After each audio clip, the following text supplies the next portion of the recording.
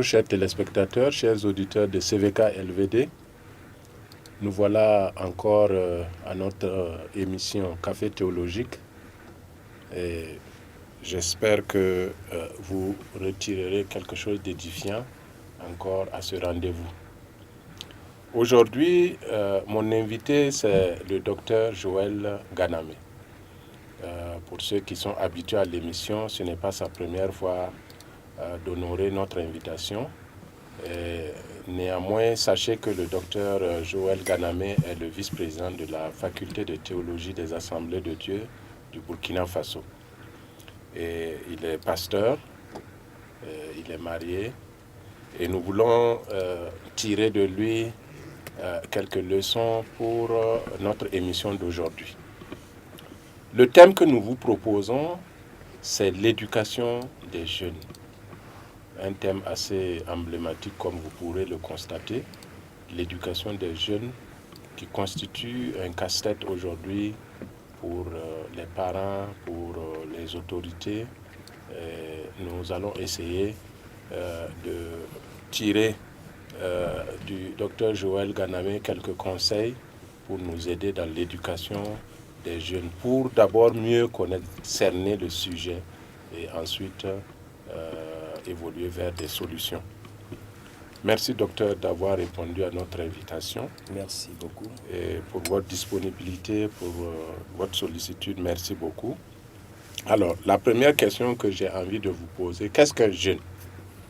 Merci beaucoup, pasteur, pour la parole que vous me donnez ce soir également, de pouvoir m'exprimer à l'intention des jeunes.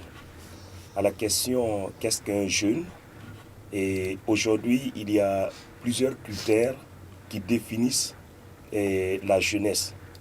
L'âge imparti à cette communauté juvénile varie selon les institutions.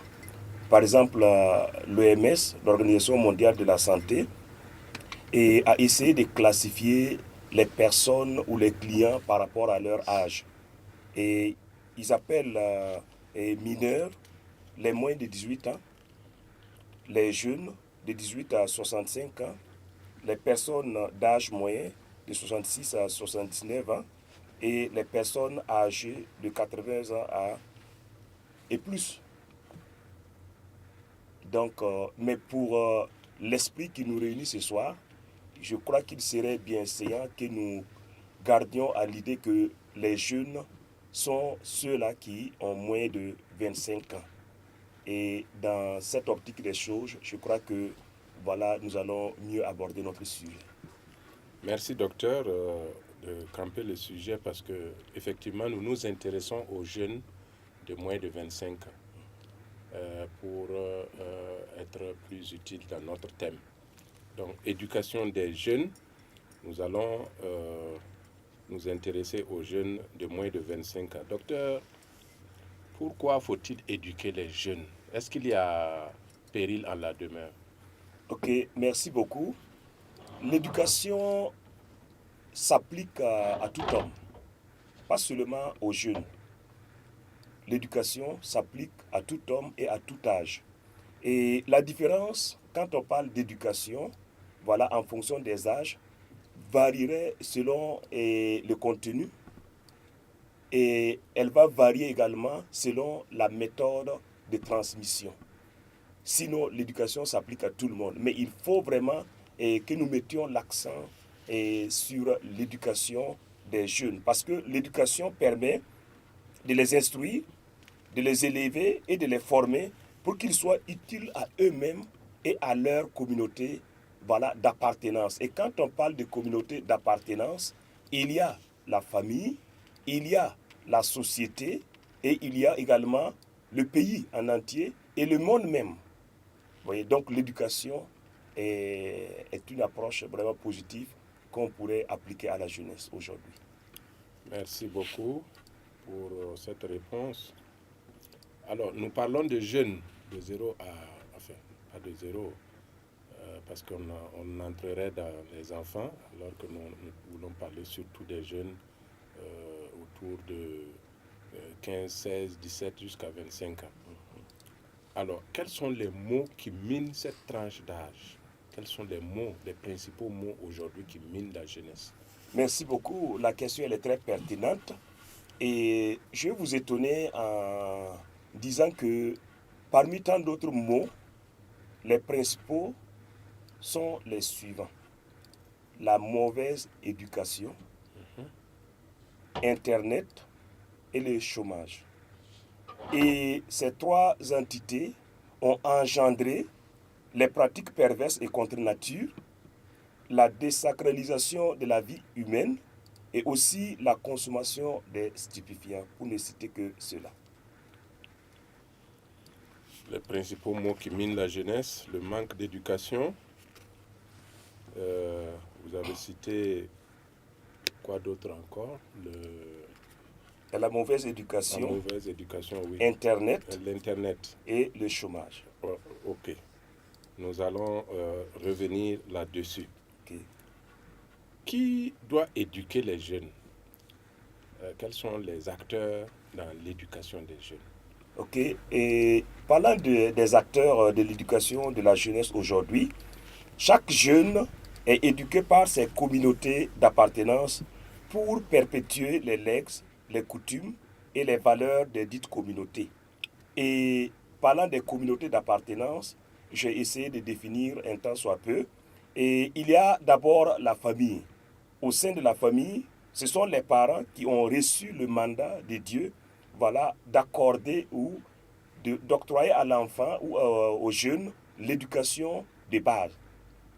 Dans la communauté religieuse d'appartenance du jeune, et la charge revient à Dieu, parce que l'éducation est une construction, et toute construction qui n'implique pas Dieu est déjà vouée à l'échec. Voilà pourquoi j'essaie d'associer Dieu dans ce groupe de personnages, voilà, indiqués pour l'encadrement ou l'éducation des jeunes. Il y a aussi les leaders religieux et les moniteurs. Et dans les milieux scolaires et académiques, ce sont les enseignants et les professeurs. Et également, dans la société d'une manière générale, je vais dire que toute personne de bonne moralité est censée participer à l'éducation des jeunes. Ok. Pour vous résumer, dans la famille, donc les parents, oui, qui sont les premiers éducateurs des jeunes. Dans la société, nous avons donc toute cette communauté éducative dans les structures éducatives, moniteurs, enseignants, professeurs. À l'église, nous avons les premiers responsables, moniteurs de dimanche, responsables pour enfants, pasteurs, diacres, etc. Et dans la société, nous avons les aînés et toute personne de bonne moralité. oui. Je vous remercie pour... Est-ce qu'il y a un fondement biblique à l'éducation des jeunes? Comment nous devons éduquer les jeunes? Ok, merci beaucoup. Et quand on parle d'éducation des jeunes, nous devons éduquer les jeunes comme les enfants, d'une manière générale, par l'exemple. Nous devons également les éduquer par la parole et surtout par la parole de Dieu.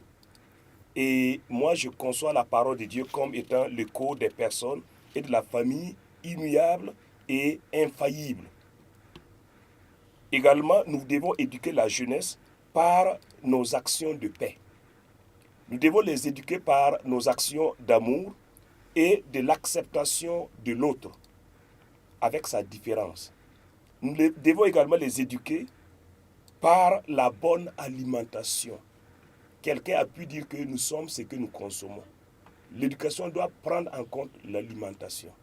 S'il y a des écarts ou bien d'autres consommations qui impactent négativement la jeunesse aujourd'hui, c'est le fait que l'éducation n'a pas pris en compte cet aspect des choses. Merci beaucoup, docteur. Parlant donc de fondements bibliques à l'éducation des jeunes, est-ce que nous avons dans la Bible quelques exemples de jeunes qui ont été bien éduqués? Merci beaucoup.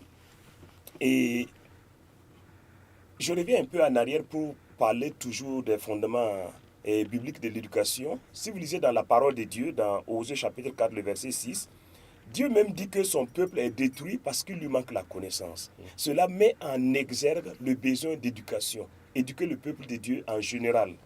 Et il dit également dans Proverbe 19, le verset 2, que l'ignorance ou l'absence de connaissance n'est bon pour personne. Tout cela met en relief la nécessité d'éduquer la jeunesse, également toute personne qui a besoin d'être éduquée dans ce sens-là. Aujourd'hui, dans la Bible, nous pouvons citer quelques exemples de jeunes qui ont été bien éduqués. Et parmi tant d'autres, il y a Joseph. Le jeune Joseph a été bien éduqué. Il y a le jeune Samuel qui était un garçon bien éduqué. Et si nous lisons par exemple dans 1 Samuel chapitre 2, le verset 21, et 1 Samuel chapitre 2, le verset 21 jusqu'à 26 même, ça peut prendre en compte beaucoup d'éléments, nous voyons que Samuel grandissait ou croissait devant l'Éternel. Il était au service de l'Éternel. Et il se démarquait des autres enfants qui étaient dans son environnement immédiat. Je vais parler des fils d'Élie. Donc Samuel a bénéficié d'une éducation, j'allais dire, spirituelle stable et équilibrée, qui lui permet d'évoluer selon les recommandations du Seigneur.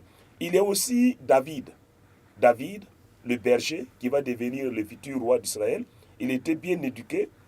Il y a Daniel et ses compagnons qui ont bénéficié d'une éducation biblique et intellectuelle stable et équilibrée. Et cette éducation de base a permis à ces jeunes, de continuer à rayonner positivement au-delà même des frontières d'Israël et loin même du temple de Jérusalem. Ils ont gardé leur foi parce qu'ils ont été bien éduqués à la base. Il y a aussi Timothée et Tite qui sont les fils spirituels de l'apôtre Paul. Ils ont été bien éduqués aussi dès la base. Donc il y a beaucoup d'exemples que nous pouvons citer, mais pour raison de temps, je crois qu'on va se limiter à ces noms-là. C'est vrai, merci d'avoir mentionné tous ces noms que nous connaissons, que nous lisons dans la Bible. Toute une panoplie de jeunes qui ont été bien éduqués, que les parents peuvent prendre pour exemple. Vous avez mentionné l'équilibre dans l'éducation. Oui. Il ne faut pas seulement bourrer l'enfant de biscuits, de bonbons et croyant qu'on l'éduque. Il faut aussi l'éduquer, qu'il grandisse en sagesse, en connaissance de Dieu et en connaissance laïque. Et merci d'avoir insisté sur cet aspect équilibre, parce que beaucoup de parents ne perçoivent pas la nécessité d'éduquer leurs enfants dans l'aspect divers que revêt un homme, corps, âme et esprit. Il faut prendre en compte. Et vous avez insisté aussi tantôt sur l'alimentation. Que mangent nos jeunes aujourd'hui?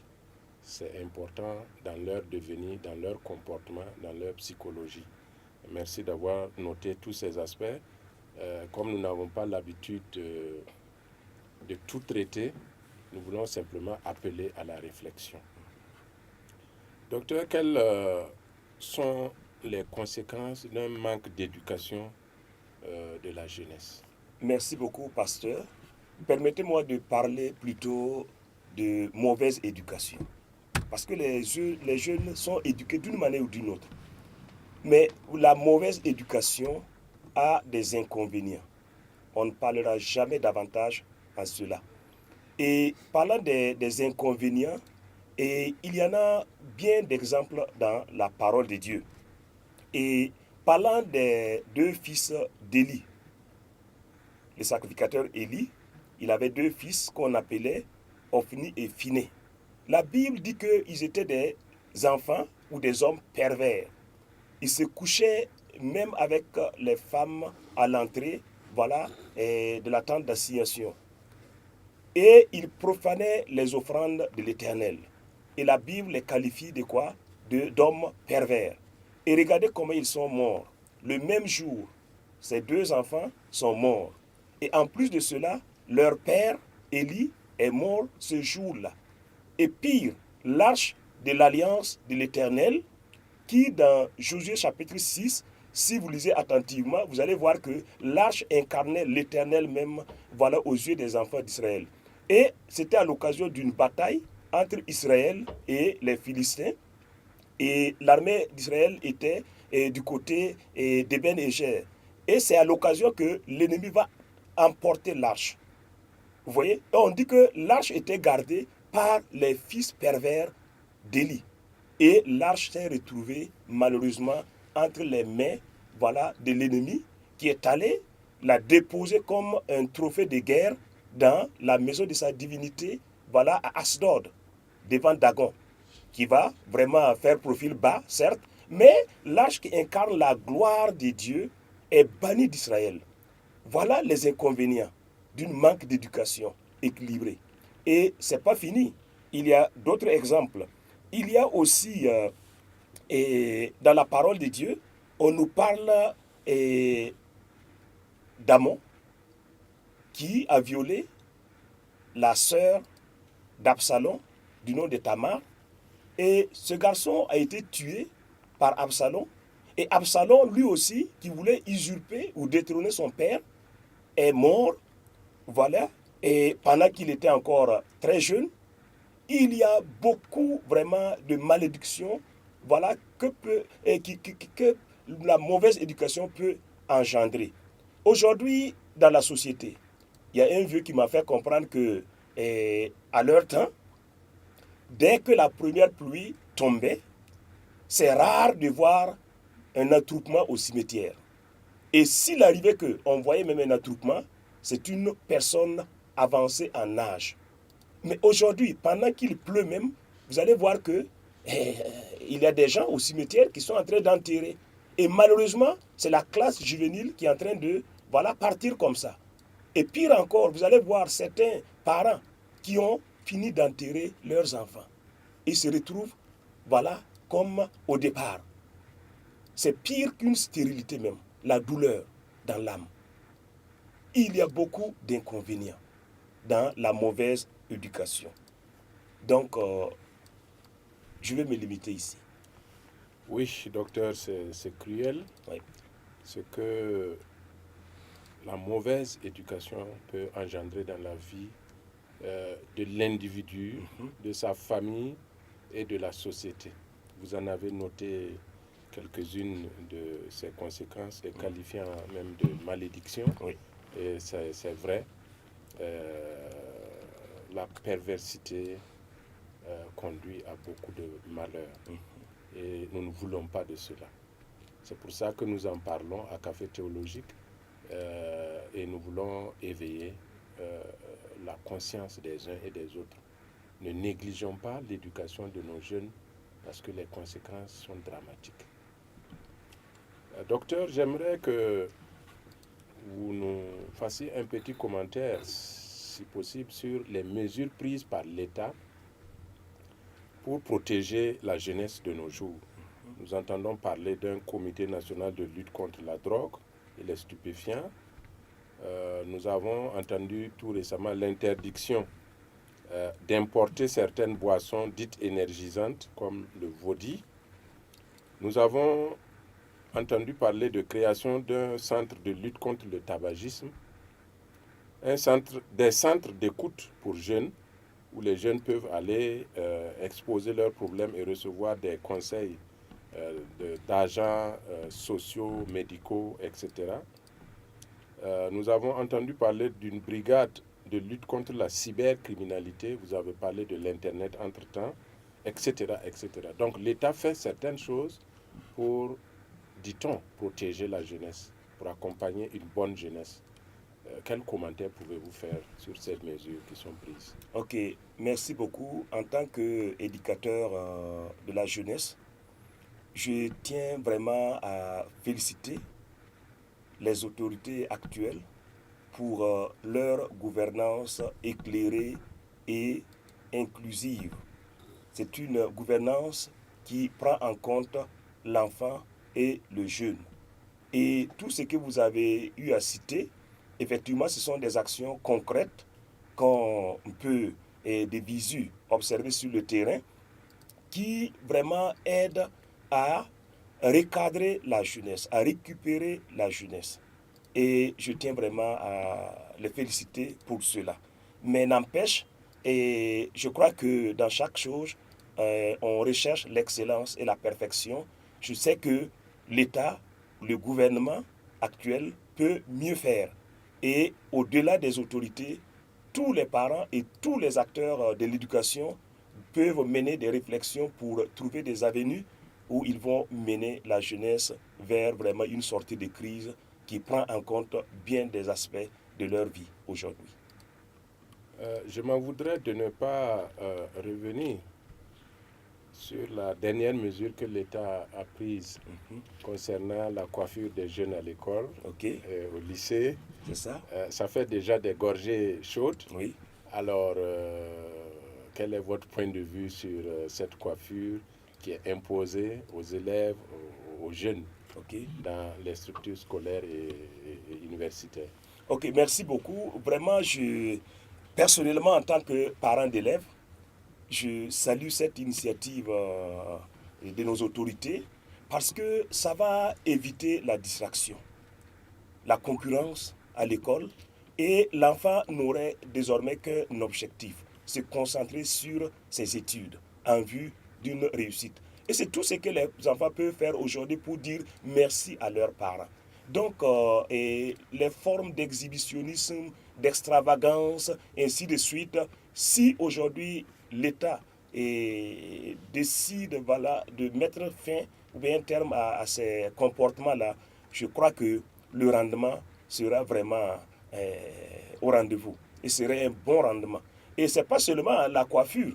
Et aujourd'hui, on voit qu'il y a d'autres aspects que l'État est en train de prendre en compte dans l'éducation de la jeunesse. Il y a même la valorisation des tenues traditionnelles, le coco d'Onda, le faso d'Anfani, et bien d'autres activités dans les écoles telles que les bosquets et d'autres activités.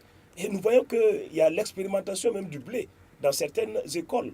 Vous voyez, par exemple, si je ne me trompe, à Samba 2, celle de Samba 2, si je ne me trompe, voilà une école qu'on appelle Badnogo, où on est en train d'expérimenter actuellement le blé.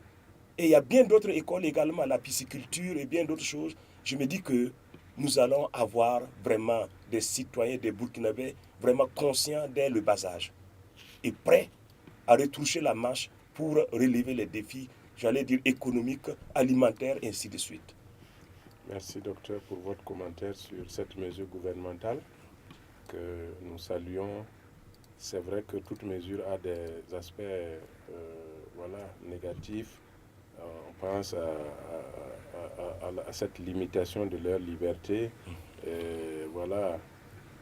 Les parents qui avaient l'habitude d'enjoliver leurs enfants pour qu'ils aillent à l'école, ils se sentiront un peu mal à l'aise, mais chaque chose a un prix à payer et je crois que c'est la collectivité qui gagne. Oui. S'il vous plaît, docteur, les enfants qui sont en face des stupéfiants, la drogue, la prostitution, c'est des cas extrêmes. Oui. Que faire? Ok. Et à leur niveau, il faut vraiment des mesures à la fois souples et j'allais dire dures. Parce que pour certains, il serait facile de les récupérer, mais pour d'autres, il faut impliquer d'autres approches. Sinon, c'est un phénomène qui va grandissant aujourd'hui. La prostitution, que ce soit dans la rue, que ce soit dans les centres de formation, que ce soit dans les écoles, c'est un phénomène qui prend de l'ampleur aujourd'hui. Et si vous regardez ce qui se passe aujourd'hui vraiment autour de nous, ça fait chaud au cœur. On ne sait pas, en tant que parent, en tant qu'éducateur, c'est vraiment alarmant. Donc, je crois que tous les acteurs, je ne dirais pas seulement les autorités ou bien l'État c'est tout le monde, et chacun doit vraiment s'impliquer, tous les responsables, j'allais dire tous les éducateurs conscients qui souhaiteraient voir un Burkina Faso rayonnant doit vraiment s'élever comme un seul homme pour combattre ce fléau, en adoptant toutes les approches possibles, parce que nous n'avons pas droit à l'échec. Avant d'entrer en studio, j'ai visionné une vidéo qu'on m'a envoyée sur WhatsApp.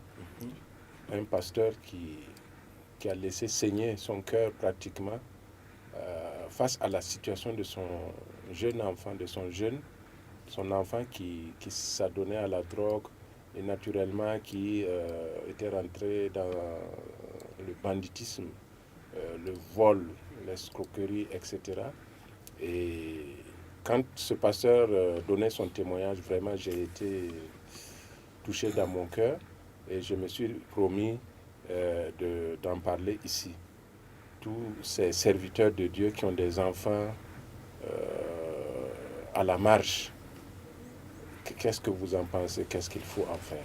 Ok, et la question elle est très pertinente et elle touche à bien des aspects. Permettez-moi de vous dire, pasteur, que nous, pasteurs même, nous devons vraiment prendre conscience de notre première mission. Parce que la famille du pasteur est sa toute première église. En dehors de sa relation avec Dieu en tant qu'individu, la première personne que le pasteur doit prendre en compte, c'est sa femme. Et si Dieu, dans sa grâce, permettait qu'il y ait des naissances dans la famille, il y a aussi les enfants. Donc la famille nucléaire. Avoir du temps pour ces gens-là. C'est sa toute première église. Et Dieu va nous évaluer sur la base de cette première famille-là. Et les églises de 10 000 membres, 100 000 membres, en réalité, ce sont nos églises annexes. Vous comprenez? Il faut que nous priorisons la famille, qui est la toute première église. Nous aurons peut-être le temps après d'aborder un autre aspect, parlant même du mariage. Et à l'occasion, on va aborder d'autres aspects. Mais je vais inviter mes collègues pasteurs à revenir à la maison. À revenir à la maison, de se réconcilier avec les familles, et les membres de leur famille, et à n'importe quel prix. Revenez à la maison. Et la réconciliation, là, restaurer la cellule familiale, va sauver bon nombre d'enfants de pasteurs. Il y a aussi un autre aspect. Parce qu'il ne faut pas que nous, en tant que pasteurs, nous soyons des ministres de l'extérieur. C'est bien. Si notre calendrier nous permet de le faire, tant mieux. Mais être comme l'ombre du rognier. Ceux qui sont assis au pied du rognier ne profitent pas de son ombre. Quand il y a un problème dehors, le pasteur est prompt à aller répondre. Mais quand il y a un besoin à la maison, souvent on a beaucoup de raisons ou bien des excuses, croyant que le mariage est un acquis. Et il y a aussi d'autres aspects. Et le pasteur ne doit pas oublier aussi qu'il dérange le monde spirituel.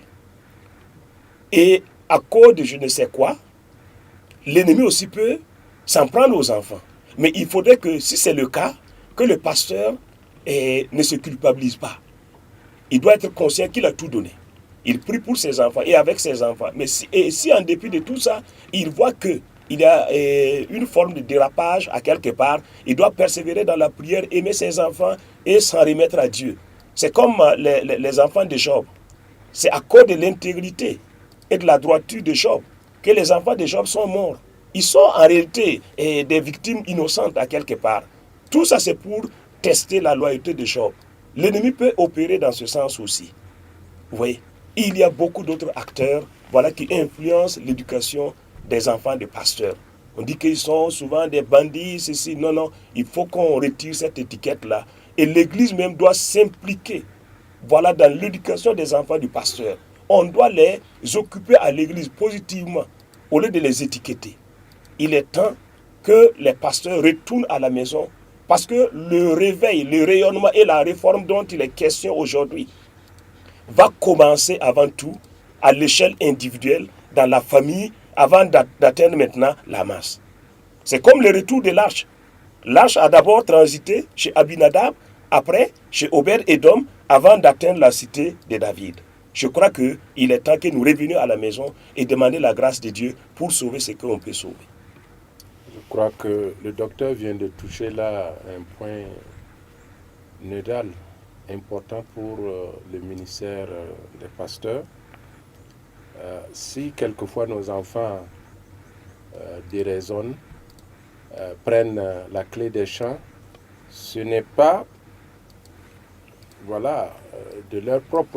forcément de leur propre chef.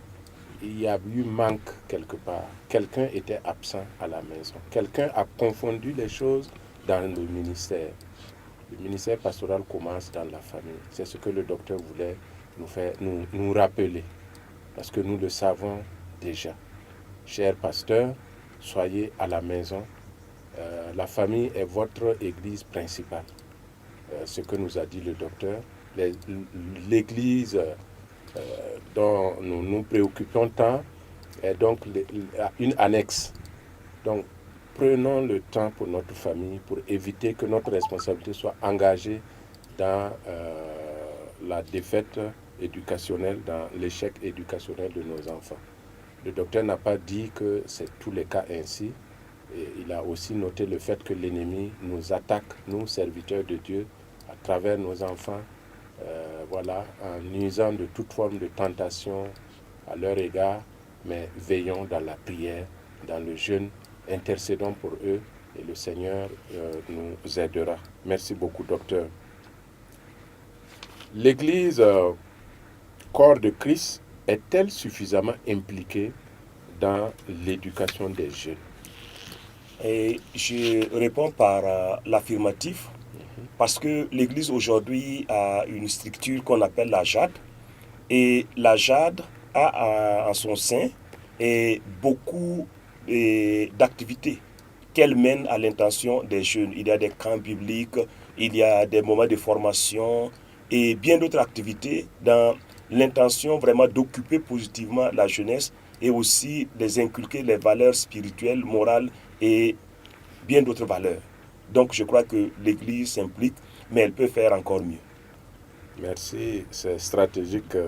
Le docteur a loué l'action, l'implication de l'Église dans l'éducation des jeunes à l'heure actuelle, mais reconnaissons que peut mieux faire. Alors, avis à nos responsables ecclésiastiques, accorder un temps particulier, une importance particulière à la jeunesse, parce que c'est, dit-on, l'avenir de l'Église, c'est le fer de lance de la nation. Pasteur, la sexualité des jeunes, c'est un tabou jusqu'aujourd'hui. Il y a des familles, on n'en parle pas. Le jeune découvre sa sexualité dans les faits, dans la rue, avec la télé, l'Internet, les pères, dans la rue. Qu'est-ce que vous avez comme réflexion là-dessus? Ok, je dirais tout simplement que, en réalité, si vous jugez de la clairvoyance et dans ce qui se passe actuellement, on s'en rend compte aisément que la notion de tabou là s'applique plus aux personnes de troisième âge. Je vous étonne en le disant. Mais, par exemple, les moins de 40 ans, en descendant, le sexe n'est plus un tabou en tant que tel. Hein. Le sexe est presque partout. Et n'importe quelle personne peut, entrer en contact avec le sexe. Que ce soit en ligne, ce qu'on appelle la télésexualité, et bien d'autres pratiques. Je crois que lors d'une émission antérieure, nous avons parlé de ces pratiques aujourd'hui liées à la sexualité, les dépravations, j'allais dire les pratiques déviantes. Et les jeunes aujourd'hui, par le biais de Internet, sont vraiment informés de tout. Ils savent beaucoup de choses. Et comme il n'y a pas de censure, c'est le laisser aller. Beaucoup de jeunes qui ont des appareils aujourd'hui, des Android.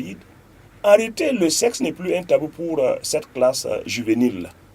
Il faudrait maintenant que les parents d'un certain âge prennent conscience de cette réalité et essayer de collaborer avec cette jeunesse-là. Parce que les jeunes aujourd'hui, surtout les adolescents, ils ont besoin des parents amis. Les parents tyrans, les parents, j'allais dire, les va-t-en-guerre, ça ne marche pas avec cette jeunesse-là. Ils veulent des parents amis, des parents confidents qui parlent de tout à leurs enfants, tout en ne trahissant pas la déontologie, également les principes éducatifs. La jeunesse a besoin d'être écoutée aujourd'hui. Et si tu es un parent aujourd'hui, tu ne veux pas perdre ton enfant, tu es obligé de t'inscrire dans cette dynamique pour sauver cet enfant-là.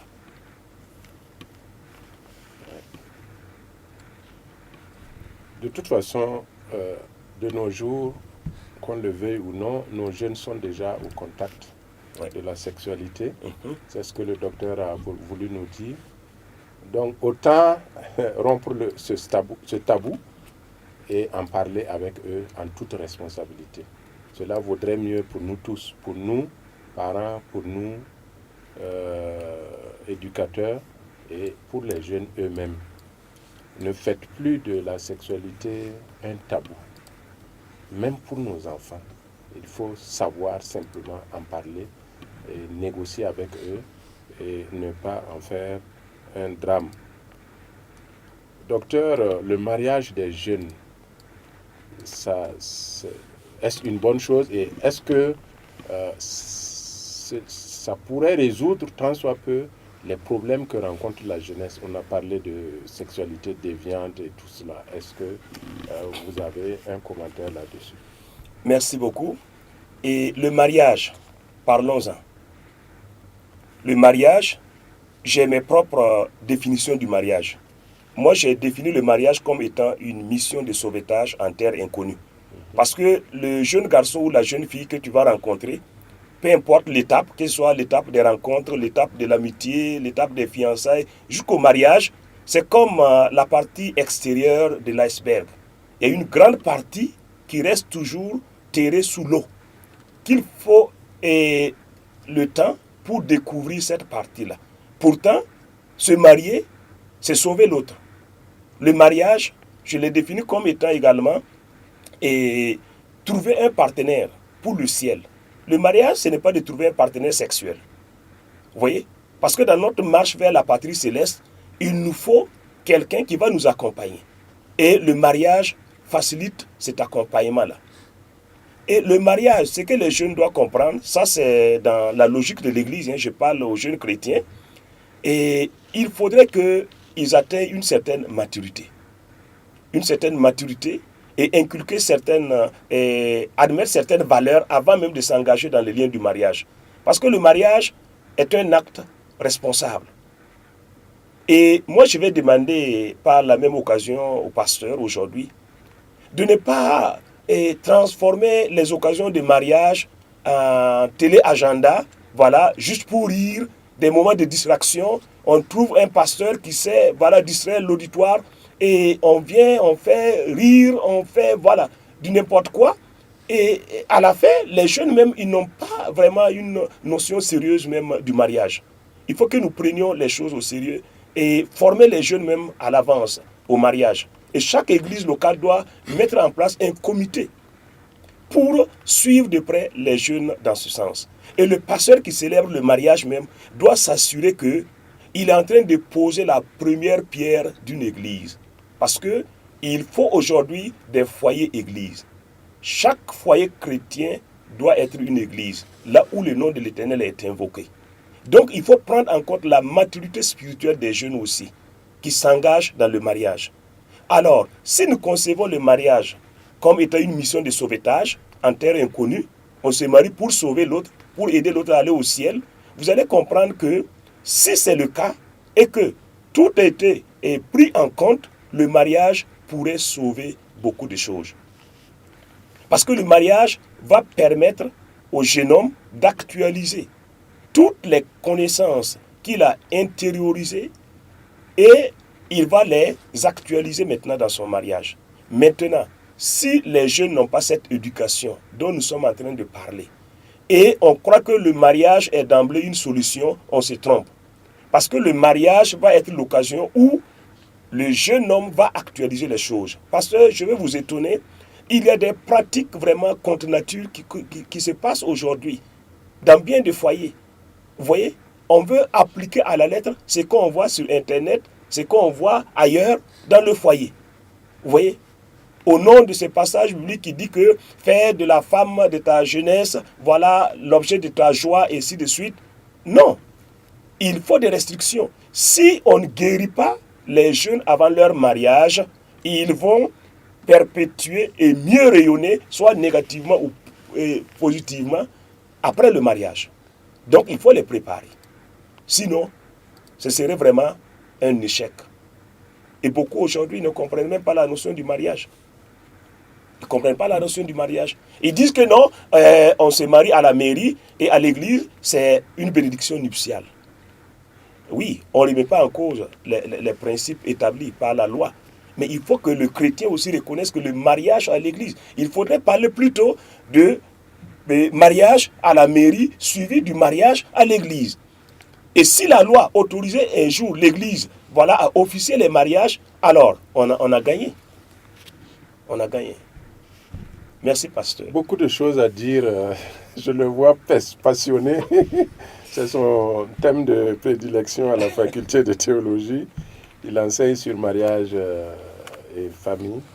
Donc, je le vois vraiment passionné. Les jeunes doivent être préparés au mariage. C'est ce qu'il a voulu nous dire. Et ne pas rentrer dedans pour seulement solutionner le problème de sexualité et puis se retrouver avec une situation pire que lorsqu'on était célibataire.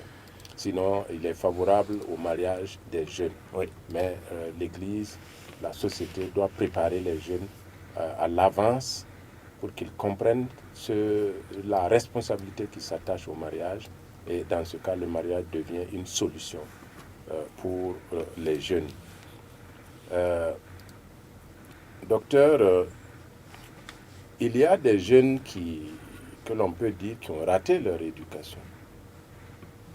Quelles peuvent être les attitudes et de l'Église et de la société en face de ces jeunes-là? Ok, merci beaucoup. Et moi, je dirais plutôt des jeunes que la société, les parents et les acteurs, les éducateurs ont privé de leur éducation positive. Et si c'est le cas, il faudrait que la famille, l'Église et les acteurs de l'éducation qui sont dans la société reconnaissent leur échec à quelque part. Il faut que ces acteurs que nous venons de citer fassent profil bas et se réconcilient avec cette jeunesse pour se racheter et racheter le temps perdu. C'est tout ce qu'on peut faire. Et essayer de voir qu'est-ce qu'on peut faire pour sauver ce qu'on peut sauver. Merci, docteur, pour cet encouragement. Ouais. Parce que l'on croit souvent que tout est perdu, il n'y a plus rien à faire, il faut tuer le bandit, le criminel, etc., parce qu'il a raté son éducation. Vous venez de nous dire qu'on peut encore faire quelque chose. Il suffit de s'amender et de se relancer à nouveau. On peut rattraper, bien sûr, peut-être pas tout, mais on peut rattraper encore un jeune qui aurait raté son éducation. Concomitamment, docteur, certains parents ont le sentiment, qui ont des jeunes assez difficiles à gérer, ont le sentiment d'avoir échoué dans l'éducation de ces jeunes-là. Quel conseil avez-vous pour ces parents? Ok, et je dirais tout simplement à ces parents que vivre, c'est continuer d'espérer. Et Dieu peut ressusciter tous les types de morts. Et tous les enfants que l'ennemi a déportés, loin de leur famille, loin de l'église, peuvent revenir au bercail avec l'aide de Dieu. Et vous n'avez rien à perdre en recherchant la paix avec vos enfants. Et ce, à n'importe quel prix. Les parents doivent dire leur amour à leurs enfants et s'assurer que les enfants comprennent leur langage d'amour. Parce que les jeunes aujourd'hui sont en quête de sens, ils sont en quête de repères. Et si le papa reconnaît vraiment ce besoin de son enfant, il doit s'atteler pour l'offrir ce dont il a besoin. Sinon, il va prendre quelqu'un d'autre, il va essayer de s'identifier à quelqu'un d'autre. Et si il se trouvait que cette personne n'est pas la bonne personne, bonjour les dégâts. C'est difficile. Oui. Merci pour votre note d'optimisme. Certains parents se sentent vraiment désarmés. L'enfant a atteint un tel niveau de dégradation morale et votre attitude à son encontre est sapée. Vous lui montrez de l'amour, il vous ridiculise. Vous voyez même qu'il monte en grade, en gravité. Bon, voilà, il faut les enfants les plus difficiles à gérer. On ne peut pas quelque part utiliser le bâton et puis la carotte. Ok, bon. Et ce que vous évoquez est très sensible. Mais si nous abordons le sujet selon la parole de Dieu, on croit que le fouet peut être une solution. Parce que la Bible nous dit que la folie est attachée à l'enfant et le fouet peut le détacher, et la détacher plutôt de l'enfant. Donc, et Dieu même châtie celui qu'il aime. Et parlant de la correction ou de la discipline de l'enfant, il faut tout faire pour ne pas affecter son intégrité physique, morale, et ainsi de suite. Il faut le faire dans l'amour. La discipline doit viser le salut. La discipline doit viser la récupération de l'autre. On ne discipline pas dans l'intention de faire périr, mais de récupérer. Donc, dans tout ce que nous faisons, nous devons signer en bas amour. Merci, docteur, pour toujours cet encouragement à aller vers le positif, à connaître nos jeunes, nos enfants et à travailler à leur salut. Toujours dans cette note négative, malheureusement, nous avons des enfants en conflit avec la loi. Ils ont déjà atteint certains plafonds, ils ont été en prison, condamnés plusieurs fois pour ceci ou cela, que ce soit la consommation de drogue, le trafic de drogue, de stupéfiants, prostitution, banditisme. Et que suggérez-vous pour une meilleure prise en charge de ces jeunes-là? Est-ce que la prison semble être l'option espérée, voulue? Est-ce qu'il n'y a pas d'autres options alternatives? Ok, merci beaucoup. Tout dépend de l'action menée ou voilà, le comportement de l'ayant mis en cause. Mais d'une manière générale, c'est possible de trouver d'autres approches voilà, pour ramener les jeunes à la maison et procéder à leur réinsertion sociale. Si à l'entame de l'émission, nous avons parlé du chômage, de la mauvaise éducation, il y a des enfants qui sont vraiment des victimes innocentes, il faut le reconnaître.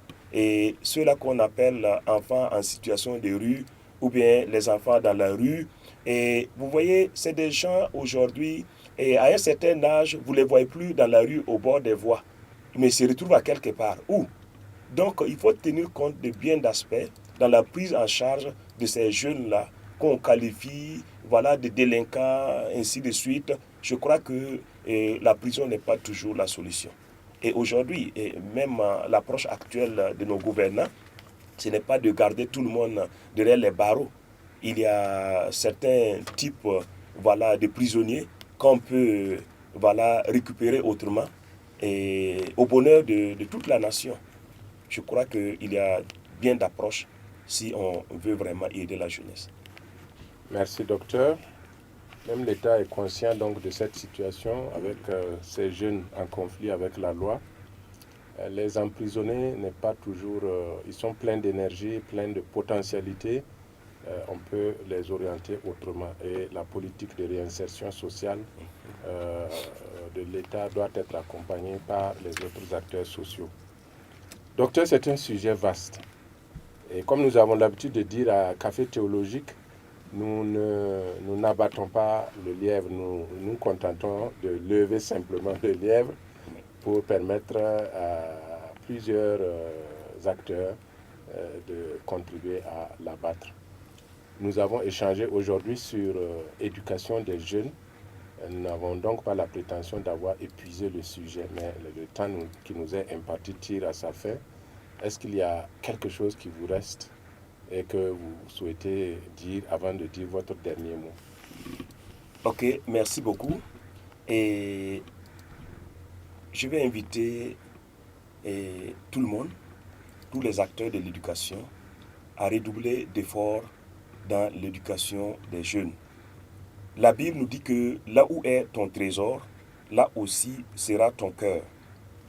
Et si nos enfants ou nos jeunes aujourd'hui sont nos trésors, nous devons incliner nos cœurs vers ces personnes-là. Et nous devons investir dans la jeunesse. Et c'est le meilleur des investissements, investir dans l'humain. Ne priorisons pas aujourd'hui les grosses caisses, je vais parler des véhicules voilà, pour se faire voir, ou bien la construction des immeubles. Qui sont ceux-là qui vont habiter ces immeubles demain? Nous devons prioriser la construction des grands hommes. Des grands hommes, des grandes femmes. Et ces personnes peuvent un jour construire même ces immeubles au besoin.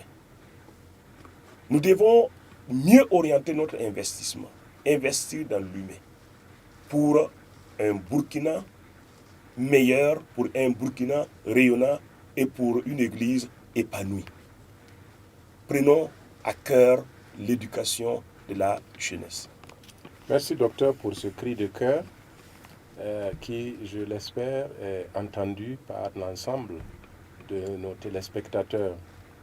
La jeunesse, c'est un trésor pour la famille, c'est un trésor pour l'Église, c'est un trésor pour la nation.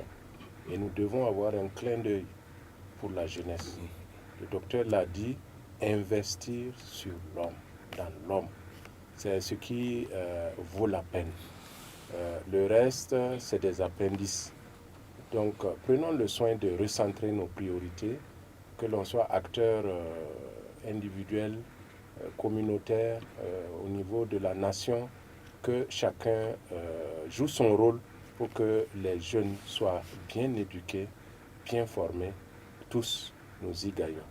Que Dieu vous bénisse et à la prochaine.